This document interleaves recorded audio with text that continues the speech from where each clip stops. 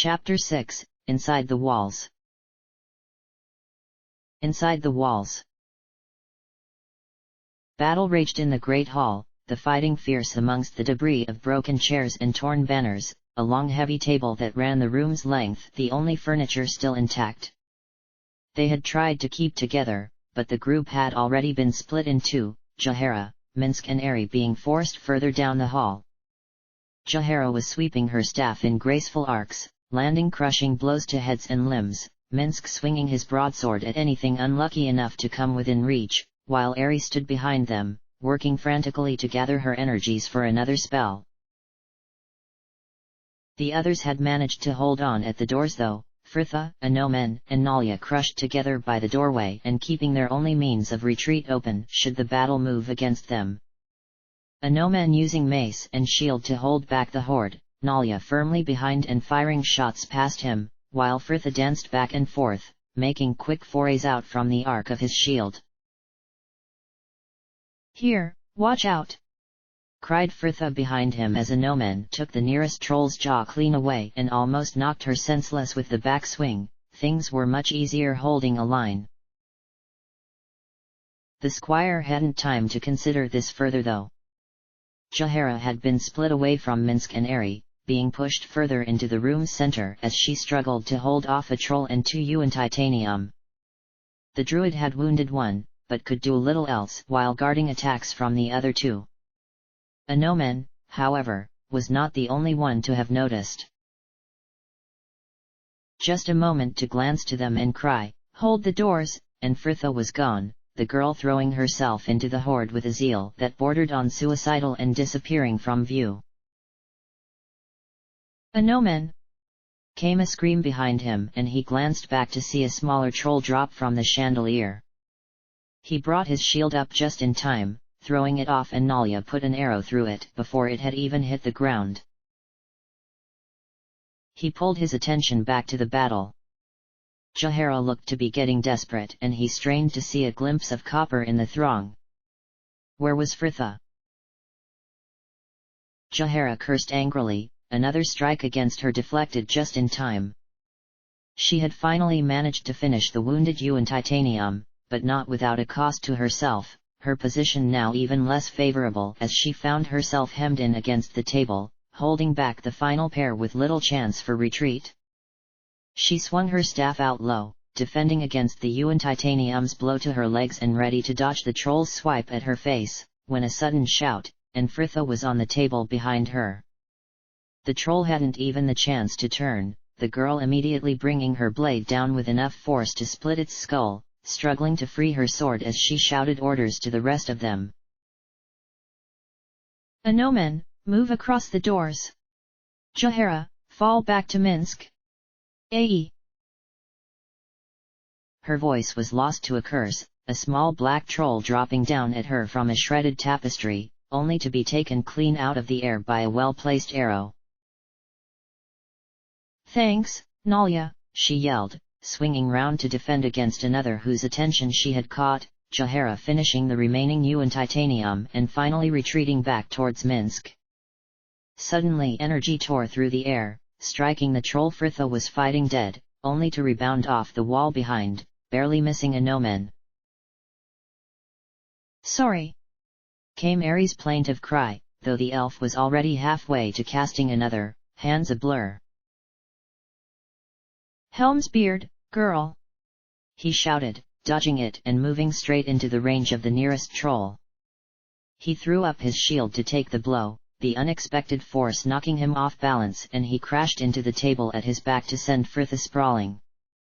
For one awful moment everything seemed to stop, the troll looming above them both, when another spell was released to strike it square in the back and the creature crumpled where it stood, the smell of singed flesh hanging in the suddenly silent air. "Well," began Fritha, picking herself up to cast an eye over the carnage. Apart from a bit of hurt pride and her sore throat from all the shouting, she thought that had gone surprisingly well. But all were not in agreement it seemed. "Anomen, kindly take into account there are others around you when flailing about with that mace of yours," Jaehaera snapped, eyes blazing. The cleric glowered down at her in silence, hefting the weapon slightly as though he would have liked nothing better than to knock her over the head with it. But the woman barely noticed, instantly whirling to the elf behind her. "And Ari, did you even consider who you were intending to hit before wildly sending spells into your comrades?" "Jaehaera!" Fritha interrupted crossly as the girl flushed and turned away. The woman scowled at her, but said no more, and Fritha bit back a sigh, continuing more brightly. "All right, so far, so good, leave the bodies," she added to Minsk as the ranger made a move towards the corpse of the nearest troll. "We've about an hour before they regenerate, so we'll burn them all together in the courtyard. Now everyone pair off and check the adjoining rooms. Come on, Jaehaera, we'll take the kitchens." Jaehaera shot her a look but followed all the same, Fritha moving into the hallway and cautiously opening the door at the end as the others dispersed behind them. The room lay gloomy and still though, the shutters closed and barred across the high windows, and the only light was from an old arrow slit above the huge range, clearly left open for ventilation. Baskets of dried meat and fruit were overturned and pans littered the floor, though the room was thankfully clear of bodies, and Fritha picked her way through the chaos with a sigh. She may as well get this over with. Jaehaera had been irascible ever since their escape, something she and Minsk merely accepted as part of the woman's grieving. But the others were understandably less sympathetic, especially as time wore on, and she sensed tensions were building. Fritha could appreciate Jaehaera's impatience, but any more outbursts and their companions' inexperience would no longer be a problem, for the simple fact they would not have any. "I understand it's frustrating," Fritha began, drawing her sword to carefully lift the baskets at her feet, "the way everyone is still getting used to each other and the way we all fight, but I don't think shouting at them is the answer." "No," Jaehaera snapped promptly, making no pretense of checking the room as she stood only a step or so from the door, hands firmly on her hips. "Should I just keep silent then, let them carry on with their foolishness until someone is killed?" Fritha sighed, sheathing her sword as she turned to face her. "Of course not, but there are better ways of going about it. They are new to this group, this life, there's bound to be some difficulties in the beginning." She smiled gently. "Just try to be a bit more patient with them." "More patient?" the woman repeated incredulously, her brow furrowing as she continued angrily. "The way you must tiptoe around everyone is pathetic. Why you allowed them to join with us in the first instance is beyond me." "Well, it wasn't as though we had much of a choice," Fritha snapped, instantly feeling guilty. Fritha admitted she had had her doubts to begin with, but the newcomers had done nothing yet to warrant her scorn, and she had not meant to sound as though she agreed with the woman. But, either way, couldn't Jaehaera see this was about something so much more than just them? Imoen was in danger, and whether their companions were ideal or not, they could not raise the money for her release alone. "But that is beside the point," Fritha sighed, unsure of what she was saying even as she spoke. "Your manner, Jaehaera, is causing real friction within the group, and if it continues then—" She trailed off, the sentence hanging in the air between them. She could not finish the ultimatum, any provocation to the woman's pride, and she may as well just tell Jaehaera to go. Fritha dipped her head, her heart suddenly pounding. "Then I worry what will happen." Jaehaera remained silent, and Fritha glanced up slowly, not sure what to expect, and was surprised to find the woman was not even looking at her, but gazing instead to the old arrow slit and the sliver of clear blue sky beyond. Fritha sighed to herself. It was so difficult, knowing the right thing to say and when. The druid had shrugged off her worthless pity when they had first discovered Khalid in the dungeons, and would hear no comfort from anyone.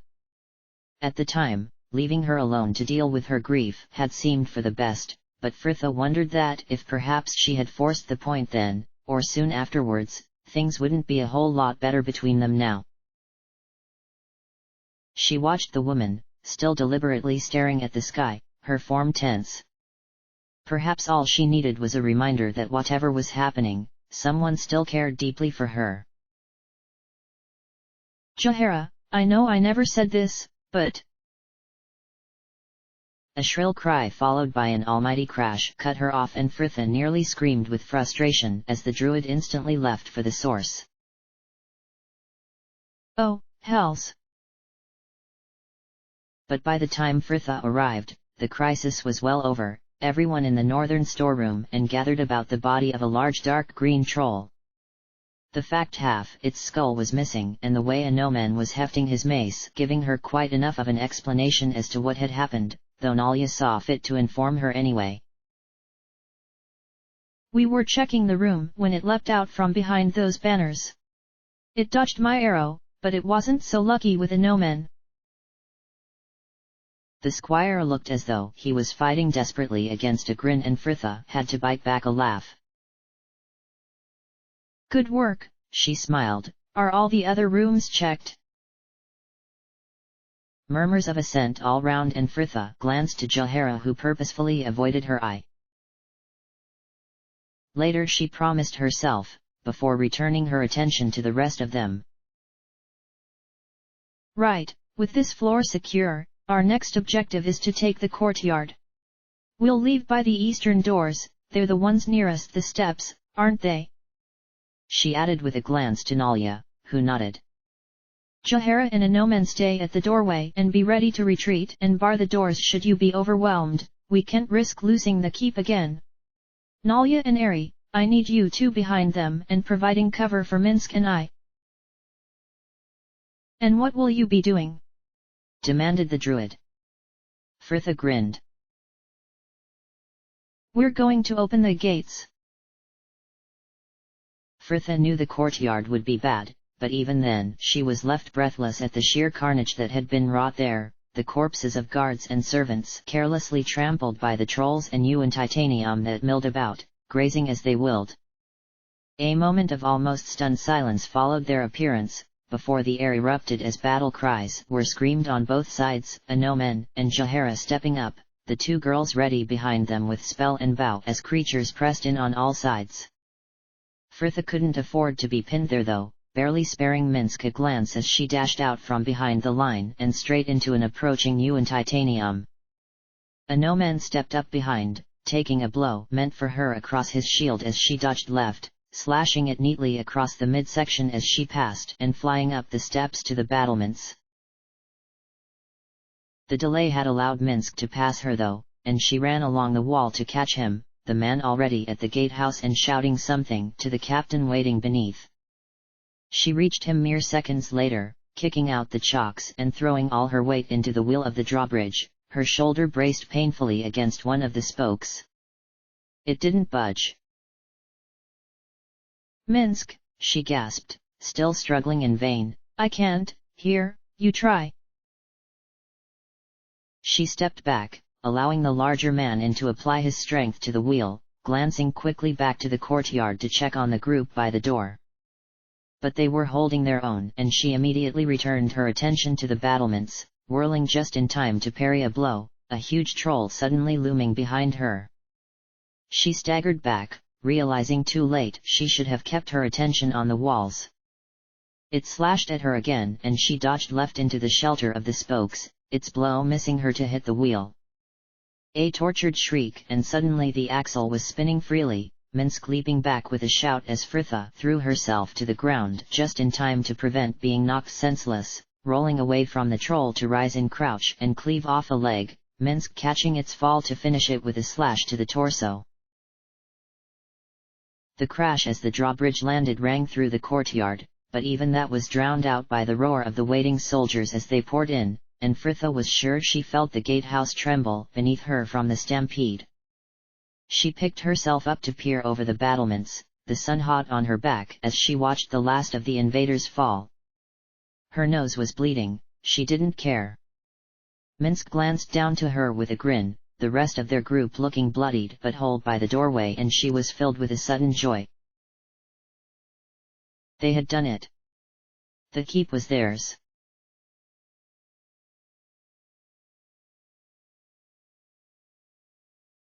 Jahara stood in the courtyard with Ari, the troll fires making the afternoon heat almost unbearable, their smoke hanging in the air in long acrid tendrils.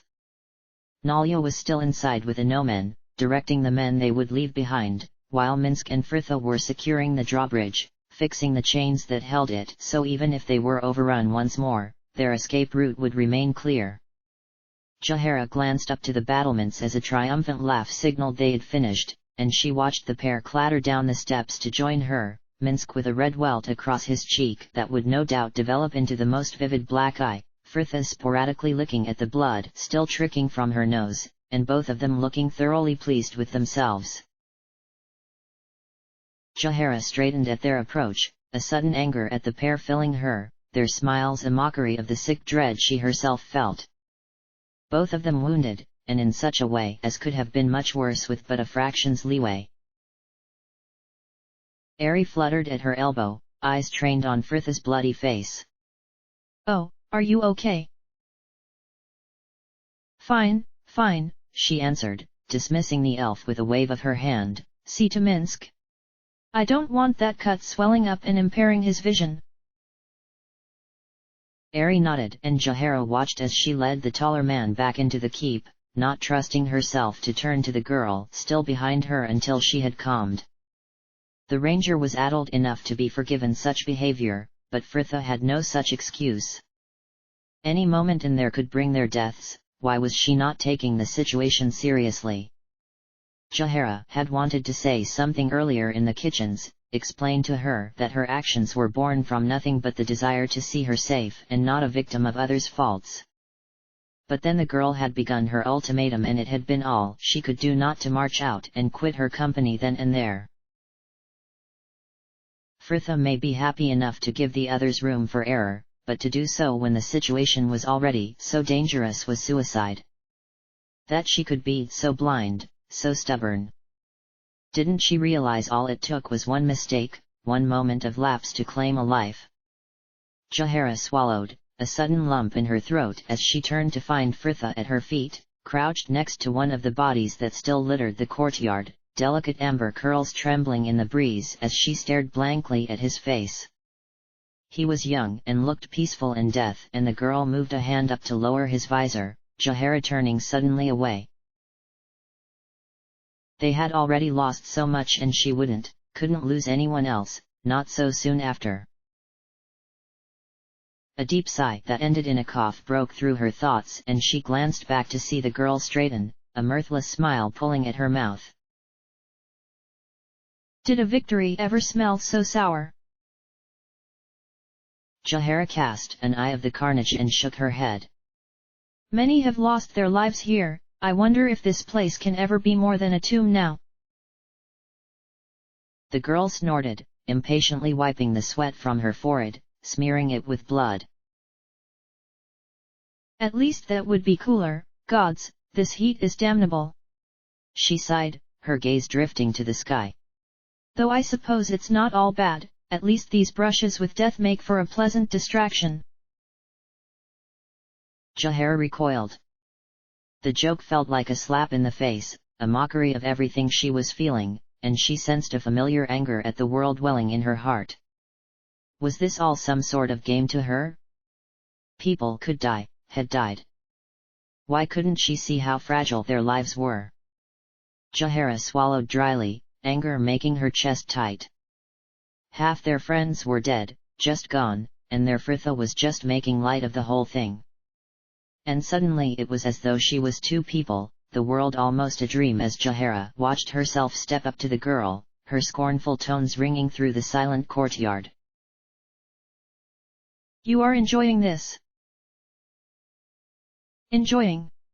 Fritha questioned, turning to her with genuine bewilderment, before Jahara's implication seemed to dawn.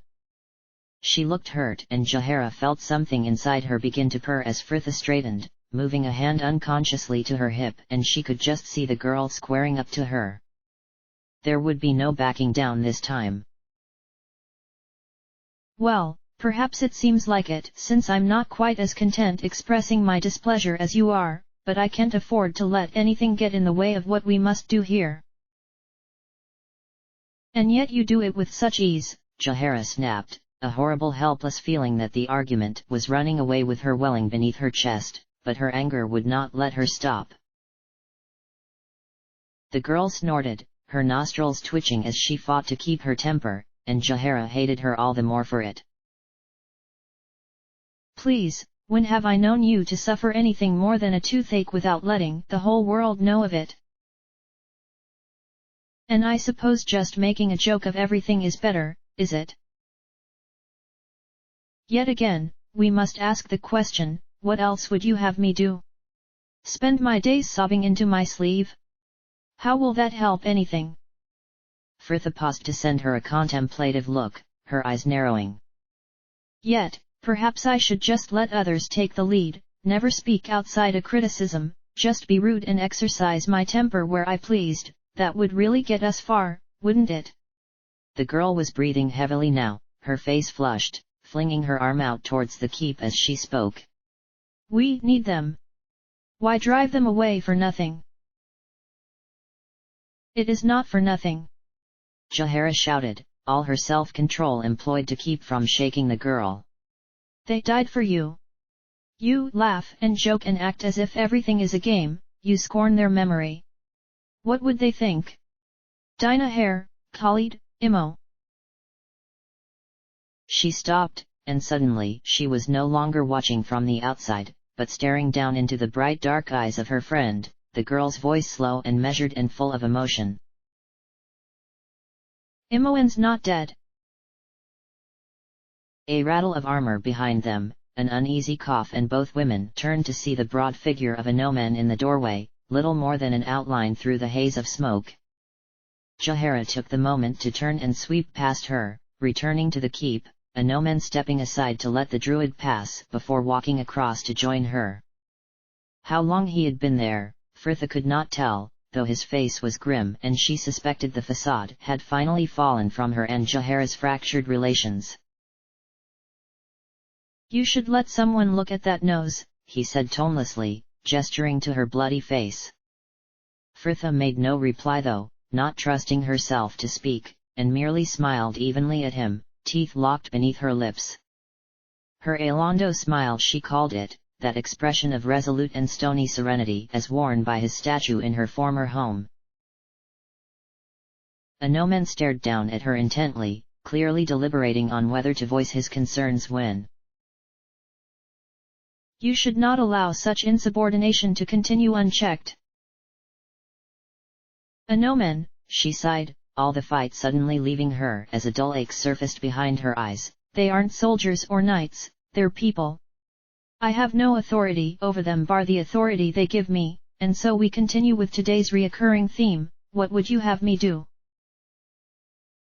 He stared down at her, seemingly astounded that she would even have to ask, and she wondered absently just how high a pedestal a Noman had her on. A Noman, she has just lost her husband. So you will just allow her to continue with this abuse? Fritha shrugged, her words feeling somehow hollow even as she spoke them. I am her friend and such relationships are not always as simple as they could be. A Noman remained unmoved. You are her friend outside of battle, inside it you are her commander. I can see why the order keeps such strict hierarchies in place, he added in what sounded like a rather disdainful tone, and she considered that a Noman might well be regretting his previous haste to join with them. Fritha just shrugged, lacking the energy to convince him otherwise, and she turned to walk back to the keep, leaving the squire little choice but to follow her. She returned to the dim cool of the hallway feeling all the worse for her argument, Nalia marching up to her purposefully as soon as she entered. Fritha, I've had the men take up strategic positions. Oh, are you hurt? She suddenly asked, peering concernedly at Fritha's face, and it was only then she recalled the dried blood that was still smeared across her upper lip. No, Fritha sighed, licking the corner of her sleeve to wipe at it half-heartedly. You were saying? Oh, yes, well, the men have taken up positions covering the stairs and doors over the ground floor while Arat leads the servants back to the palisade. Fritha nodded absently. Good, good, down to the cellars then. Nalya looked disheartened. I'm afraid it's not as simple as that. The entrance to the cellars is on the first floor, the jail is down there, amongst other things it's more secure that way. Fritha gave a loose shrug. Okay, what's on the first floor? The family rooms, the library, and the cellar, Nalya answered promptly, anticipating her question, all built within an encircling hallway. Fritha nodded once to show she had understood, trying to restore a modicum of confidence in her leadership and turning slightly to include the others who had gathered about them during their exchange. Okay, we'll move up to the first floor checking the rooms as we go, before heading down to the cellars. Minsk, you're up front with me. Nalya's description turned out to be quite an accurate one, the stairs leading onto a long square corridor, all the rooms, bar the cellar, placed within it and windowless as a result. Fritha wondered absently at the fortune that would no doubt go to light them, though she supposed that when it came to castle design natural light was quite a bit below impregnability. But either way, there were still many rooms to search and they soon developed a quick routine for each door, Fritha putting her ear to the wood to listen for trouble, her findings deciding whether Nalya was brought forward to cautiously pick the lock, or all stepped back as Minsk kicked it off its hinges, everyone pouring into the room ready to subdue whatever they found. It was dangerous work, especially in such confined spaces where she could not rely on her agility to get her out of trouble, and Fritha knew she should have probably hung back slightly to let Minsk and one of their more armored companions go in first. But Fritha was still sore from her fight with Jahara and she stayed close to the ranger regardless, taking comfort in his loud good humor and the kind smiles he sent her way as they worked. They had just finished in the cellar, the myriad of plants providing excellent cover for any number of creatures, though the room turned out to have been empty. Fritha would have liked nothing more than to check the place all over again, lingering in the leafy room with only the sound of the fountains, the sun just a milky green orb through the glass ceiling. But there was nothing to be done but move onward and she led them promptly back into the dim cool corridor and on to the next door, dropping down before it with a barely audible sigh, her ear pricking as soon as near the smooth wood. Something's moving within, she murmured, straightening to step back. Ready, Minsk, on my signal, 1, 2. Suddenly, the door flew open, a guard appearing in the mouth only to be nearly decapitated by a startled Minsk as a high voice behind her screamed, Hendren! Good gods, man! He snapped, staring white-faced at the broadsword just inches from his nose. Kindly lower that blade and explain to me what you are doing here. It's all right, Hendren, came Nalya's voice as she pushed her way through to stand at Fritha's side. I've brought them, they're liberating the keep. We've taken back the lower floors and the gate is open again. What has been happening?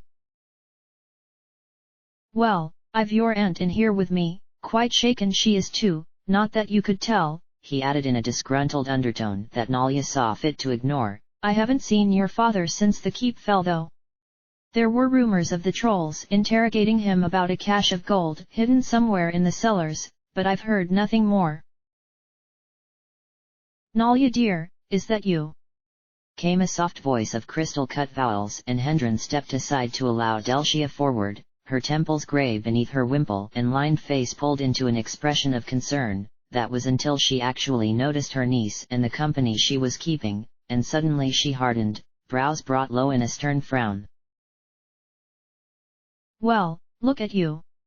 Absolutely filthy and wandering the halls with these riff-raff. What will the servants think? If I have told you once, I have told you 1,000 times, this behavior is simply not becoming for a young lady of your standing. You will only end up as you poor dead mother. She would slum as you do, dealing with those beneath her and her reward was the pestilence that claimed her life.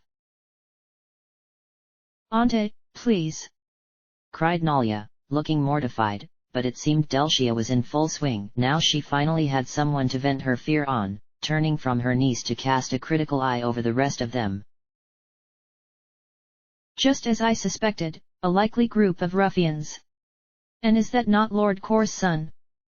She accused, pointing a shaking finger at a Nomen. Well, I would have thought better of you. What would your father say if he saw you with these commoners? A Nomen sent Delcia a look that made the woman's disdain seem positively friendly. I am sure I do not know, madam. Well, I never. But what she had never was lost to them as, at that moment, Hendren wrapped a cloak about her shoulders and firmly escorted her out, Nalia following the pair halfway along the corridor with a few placating cries, the woman's demands that her niece come with her being duly ignored. Nalia sighed, tripping back to them with an apologetic smile. I'm sorry about that, my aunt is a good enough person, but old and very set in her ways. I'm afraid she does not approve of dealing with her lessers. Jahara snorted, narrowed eyes drifting along the corridor after the woman. It is a wonder she deigns to speak to anyone then. I wish some others would follow her example, Fritha muttered under her breath, pain flaring behind her eyes in sympathy as Nalia carried on oblivious. Come, there's an entrance to the cellar just down here, through the library. They followed Nalia the last few steps to the final doorway, the large oak door already ajar, and the girl hung back to allow Minsk to enter first. The room turned out to be empty though, whatever had upset both tables and nearly destroyed one of the bookcases clearly long departed. Here, the steps are just through here, she smiled, pulling aside a tapestry of the D'Arnis family crest to reveal a stone staircase curving down into the gloom. The group fell into single file, Nalia just behind the ranger who led the way and Fritha close behind her, leaving Ari and Jahara to follow, the squire bringing up the rear. Ari felt her heart quicken as each step took her deeper within the keep, the idea of all that stone above her leaving her giddy. The stairs were narrow, both walls and bodies pressing in about her, and she tried to put all her focus on the head before her, the bright cluster of amber curls reduced to a murky tan in the gloom. Though she knew it was impossible, the air seemed to be thinning and she hesitated, putting a hand against the wall to steady herself, the druid behind her tutting the delay and causing Fritha to glance round. Come on, the girl encouraged with a warm smile that Ari tried to return, though she did manage to make the last few steps, her heart slowing again as she walked through the doorway into the larger room beyond. And then it stopped. All about her chains hung, rusting and silent, cages still bearing eloquent stains standing at intervals about the chamber. Ari drew a breath, wanting to tear her eyes away but unable to move, transfixed by the room, an old brazier still filled with irons, a rack left solid and serviceable under a heavy layer of dust. The druid had commented on something and Nalia was speaking, but it was as though she was listening to them through water, the world about her reduced to an echoing dream. It's been here since the castle was built, though the family hasn't used it for generations, not even the prisons. Father prefers to send any criminals to the city jail back in ATH. Ari, are you all right? And suddenly everyone was staring at her, the mix of faces swimming in and out of focus before Fritha stepped forward, grasped her firmly by the shoulders and marched her back into the stairwell, Nalia hurrying after them but seconds later. That room, Ari cried shrilly, her heart trembling inside her chest as she scrambled frantically back from the door, Nalia turning to close it behind them. I can't.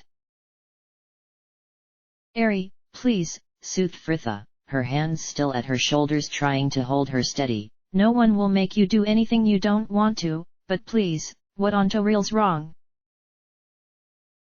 Her voice held a firmness that was calming and Ari felt herself sink onto the steps behind to drop her head into her hands, misery rushing in to replace her fears. It was so long ago now, she had been sure she had banished the last of her demons concerning her imprisonment. She felt the tears begin to well, her eyes hot with sorrow and frustration. Oh, why now of all times, when everything had been going so well? Poor Nalia was relying on her. And Anomen and Jahara, as if they needed any more of a reason to think she was pathetic. But it was too late for regrets now. Silence was ringing about her and she knew an explanation would have to be made. She glanced up to the two girls, her voice sounding strange in her ears. I told you before, I was not always with the circus. I was born in Faenia Dale. Nalia's brow furrowed, none the wiser it seemed, but Ari could see the slow horror dawning behind Fritha's eyes. But isn't that an Avariel city? Nalia drew a sharp breath, looking down at her like she was seeing her for the first time, her expression slowly mirroring Fritha's. But Ari, Nalia breathed, as though willing her to deny it. Your wings. I was captured by slavers shortly after my 90th year and sold to a touring show as an attraction. But the cage I was kept in was too small. I could not move about properly and my wings atrophied. Ari swallowed, the words sticking in her throat. They had to be removed. But then I was freed. She continued in a rush, trying to force a brightness to her voice. And I met Quail and he took me in. I mean, I try not to think about it anymore, but just seeing all the cages and, well. It was no good. Merely thinking of it again dissolved any of her previous composure and she gave up, dipping her head to attempt to retain at least some shred of dignity as she cried quietly into her lap. The girl seemed to shuffle uncomfortably a moment before Nalia stepped forward to make soothing noises, awkwardly patting her shoulder, Fritha just watching them with a pained look. What is the delay? Came Anomen's voice outside the door and Fritha sighed, seeming to consider something before glancing across to Nalia. Could you go and tell them we'll just be a moment, please? The girl nodded and departed with a relieved promptness, the silence she left almost palpable as Fritha sank onto the step next to her. You know, we have yet to clear the roofs and I shouldn't like to be caught down here without warning. It would be prudent to have someone on guard at the top of the stairs.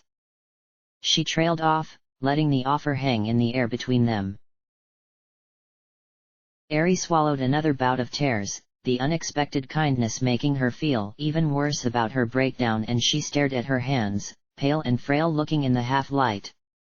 Was this how it would always be? With her cowering beneath the shadow of her past at every step of her life.